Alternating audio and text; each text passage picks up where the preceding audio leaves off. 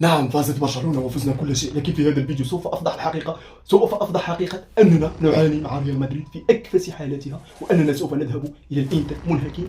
تابع معي لكي تفهم. سوف ندخل في صلب الموضوع، لأنني صوتي ذهب ولم يعد كما ذهبت ريال مدريد، ولن تعود إن شاء الله.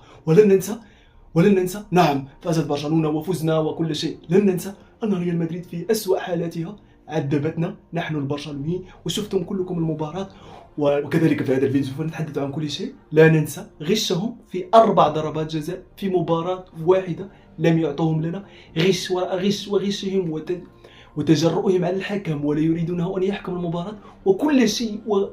وهذا كله من أجل التأثير على نفسية البرشلونيين ونفسية اللاعبين. لكن مع ذلك فازت برشلونة. نعم، وسوف نذهب للإنتر منهكين وقد نعاني معهم، لكن هذه هي برشلونة.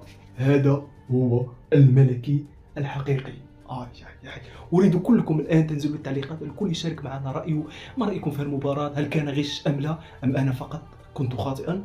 أحبكم في الله، ونلتقي في مباراة الإنتر. لا تنسوا المتابعة ولايك الصفحة، وفيسكا برشلونة.